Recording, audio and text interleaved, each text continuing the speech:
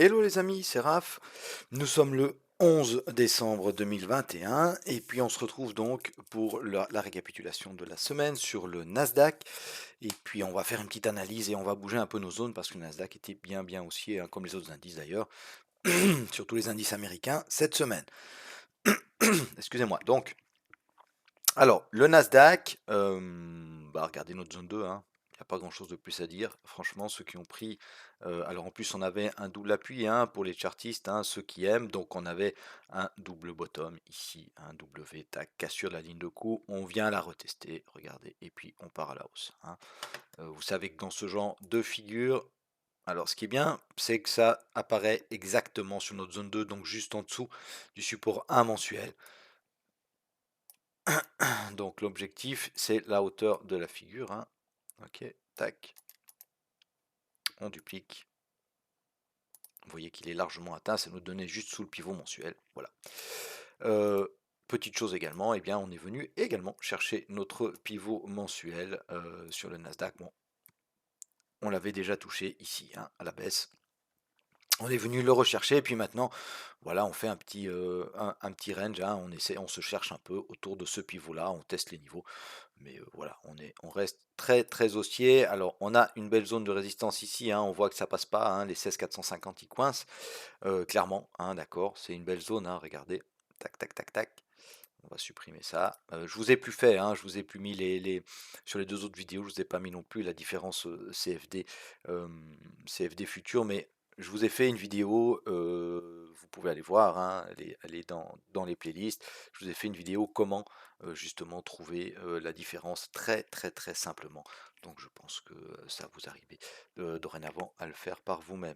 Voilà, donc le Nasdaq, regardez, hein, on bloque sur cette zone-là, donc c'est une zone évidemment qui va nous intéresser. Ok, donc la zone 1, eh bien, elle ne réagit pas, hein, tout simplement. Peut-être en intraday, il y avait un petit quelque chose, je sais pas, je ne suis pas allé voir honnêtement, mais voilà, on réagit pas. Vous voyez que contrairement aux autres indices, hein, on avait un croisement, hein, des moyennes mobiles à la baisse, d'accord, des moyennes mobiles 50 et 200. Donc moi, ce sont des moyennes mobiles exponentielles, hein, chez moi. Euh, Ici, on n'a même pas eu de croisement, d'accord. On avait eu une petite baisse, on est venu chercher cette zone 2 et puis on est reparti fortement à la hausse. Attention quand même, hein, on arrive à la fin de l'année, on n'est pas très loin des plus hauts historiques. On va regarder tout ça tout à l'heure. Si on regarde en hebdo, d'accord, la zone qu'on avait définie ici, eh bien, elle réagit super bien. D'accord, il y avait le support 1 mensuel aussi. En support, justement, euh, on a refait toute la baisse de la semaine dernière quasiment, hein. En tout cas, le corps de la baisse, il est refait. Et puis, voilà, à quelques points près, on a refait toute la baisse. Donc, ça reste très haussier. Regardez, c'est toujours important, hein. On a le contexte en tête comme ça. C'est très haussier, hein. On a des plus hauts, on a des plus bas plus hauts. Pas trop de questions à se poser sur le Nasdaq. Si vous êtes en longue sur le long terme, eh bien évidemment qu'il faut conserver les positions. Et puis ces tout petits replis ici, ils servent éventuellement à recharger, hein, d'accord. En journalier,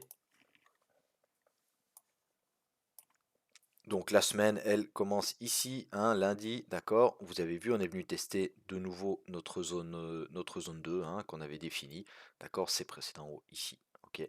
En tendance haussière, en flux haussier, très souvent, on vient retester les précédents hauts cassés, d'accord. Ici, on n'était pas venu, hein, juste pas, d'accord, à quelques points près. Ok. Eh bien, finalement, on est venu les retester et qu'est-ce qui se passe? On repart à la hausse, d'accord.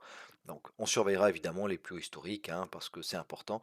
Et puis là, ça nous a créé aussi une belle zone de support, hein, ok, parce que ce mouvement ici, vous voyez, en journalier, nous a permis de casser ces plus hauts-là. D'accord. Et ça, c'est important.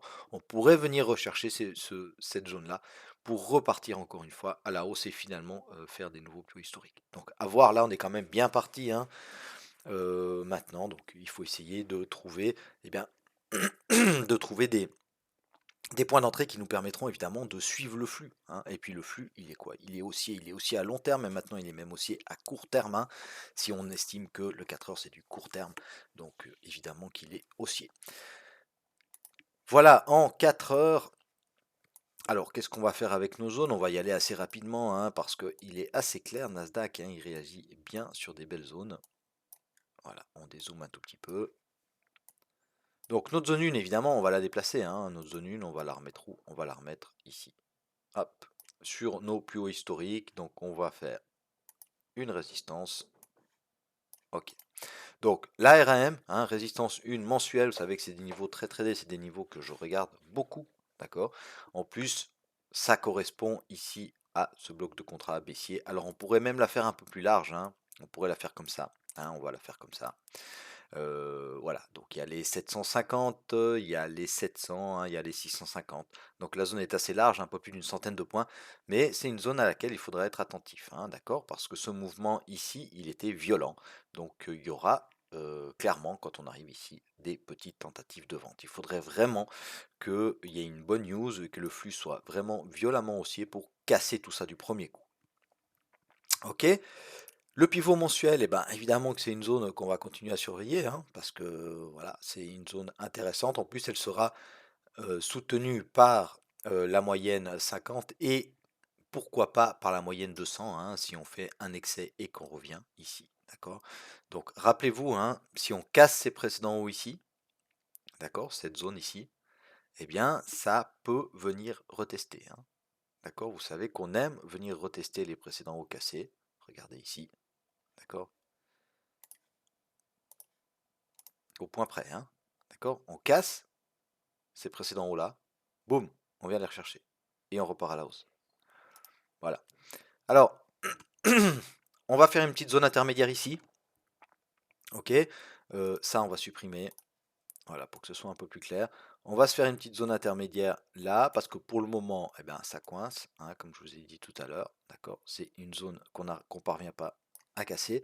Par contre, si on la passe et qu'on revient la retester, joli pin bar 4 heures ou alors un railroad track 1 heure par exemple, hein, ça vaut peut-être la peine, si on a la place, hein, entre le stop et le TP, de tenter d'aller chercher notre zone 1. Voilà. Le pivot mensuel, évidemment, quand je surveillera, je ne vous mets pas de zone, hein, parce que c'est assez clair, hein, on a le pivot mensuel, voilà, on surveillera. La zone 2, moi la zone 2, je vais... Alors, on va supprimer comme ça. Il y a une zone, moi, qui me saute aux yeux, hein. Ici, c'est cette zone-là. Hop.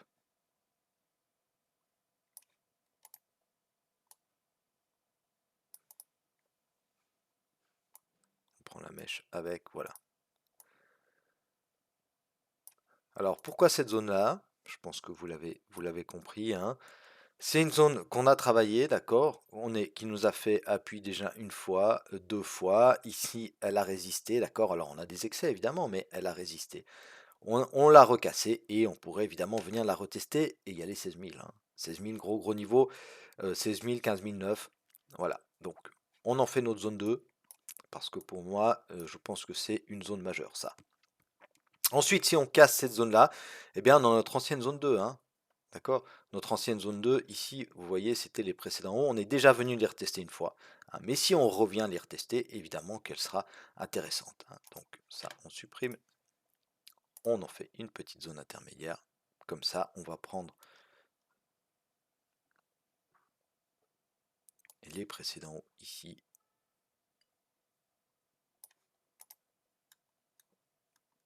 Voilà. Ok? Donc on a le support 1 mensuel, on a les 15 650, hein, même les 600, on peut les prendre avec. Allez, on va les prendre pour être le plus précis possible. Voilà. Ok?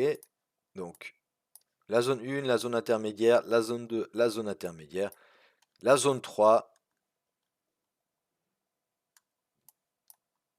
Alors elle est un peu éloignée, hein, mais on va la conserver. On va la conserver parce que voilà, les 15 000 c'est quand même un gros niveau. Moi j'y crois pas, hein, j'y crois pas qu'on vienne avant la fin de l'année rechercher cette zone là, c'est vraiment bas, hein. Mais bon bah pourquoi pas, hein, on verra, on la conserve. Si on casse cette petite zone intermédiaire ici à la baisse, euh, on fera attention tous ces précédents hauts là, hein. Cette zone là par exemple, hein. D'accord. Allez, on va changer. Alors désolé, je change d'avis, mais je pense que cette zone ici, Voilà, elle peut être intéressante. Alors ça m'embête un peu parce que voilà, ça rapproche beaucoup les zones et puis ça alourdit le graphe, mais voyez pourquoi elle peut être intéressante, hein. Ici, important toujours de dézoomer, hein, comme je l'ai dit très souvent. Là, on résiste. Ok, on casse, on vient retester, support. D'accord, on recasse, résistance. Hop, on revient chercher, résistance. On casse, support. Hop, d'accord. Donc, voilà. Zone intermédiaire, oui, mais la zone 3 ici, elle est quand même, voilà, elle est quand même pertinente. Si on casse la zone 3, ben évidemment, le support 2 mensuel, hein. Voilà. Et puis ensuite les 15 000, et puis ensuite, voilà. Mais on est quand même très très haussier, hein, donc je vois pas trop une grosse baisse sur le Nasdaq, en tout cas pas la semaine à venir. Mais il faut toujours être prêt à tout, hein. Voilà. Donc je pense que vous avez compris les zones. Je vous souhaite à tous et à toutes un excellent week-end. On arrive au bout de cette vidéo. N'hésitez pas évidemment à mettre un petit pouce bleu et puis à vous abonner à ma chaîne.